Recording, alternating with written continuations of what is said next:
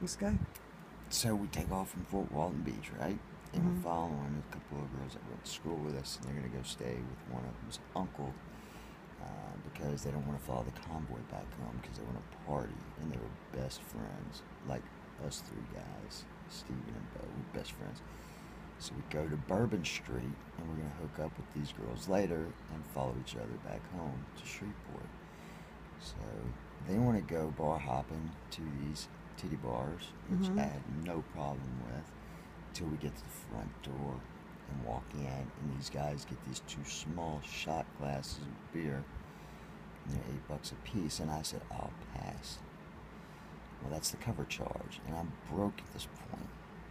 So the big titty dancer slash bouncer girl tries to bounce me out of the bar with her boobs, and I tell her that $8 shot is not worth being bounced out of that bar by boobs if it was fun and she was hot. So now I'm on the street and I lose my friend. So I get down to this alleyway. There's more bars. I'm walking and these crackheads jump out. And here I am, 19 years old. I'm broke. I'm on Bourbon Street. I'm lost. We don't have pagers, cell phones. Can't find the fucking car. So we take off. I take off running with these three crackheads behind me, and I ditch them somewhere on Bourbon Street. And so I said, the only thing I can do is what? And I look across the street and I see the police over there. There's two police officers in two cars. And I said, I don't know how I'm going to get back to Shreveport. So I got an idea, and I walked around in between two buildings, and I punched myself as hard as I could in my eye. And I walked over to the police. I threw my wallet in between the buildings because I didn't have any money in it, and I put my license and my social security card in my sock, in my shoe, on the bottom of my foot. So if they would search me, they of course wouldn't look there. So I go over and I'm wasted, and I go and I tell the policeman that I have been robbed by crackheads, three crackheads, and I had a lot of money, and they got it, and I have no way home. And at this point, it's about time for the sun to come up. It's getting a little light, and the officer says, "Son, I believe your story." And I said, "Well, how wouldn't you? I'm scared to death, and I've got to get home." So he says, "Well, hop in the front seat of my police car."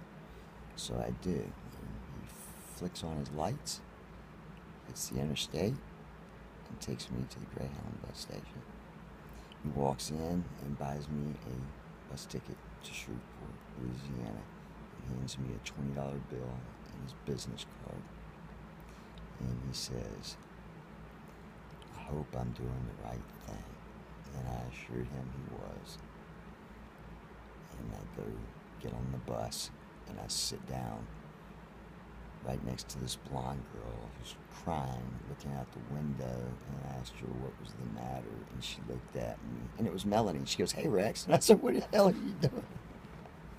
She says over at homegirl's uncle's house, they had all got really tore up, and when they were getting back in the car to meet up with us, wherever they were going to meet, at the McDonald's at the end of Bourbon Street, where at the non-party inn, where I had forgotten to meet when the sun came out.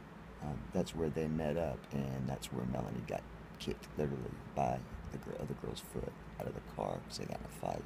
But something about her uncle, something happened. So Melanie and I rode back to Shreveport on the Ground bus. And yes, I did mail that man his $20 with the receipt and the amount of the ticket on it with a thank you letter. But I did tell him that was the best one I've ever pulled on one of the New Orleans finals. I told him that I really, in the letter, that he was the kindest person I've ever met, that I really could have been chased by crackheads and really could have got punched in the eye, but that was made up to see if I could get a ticket home from the police. Thanks for playing.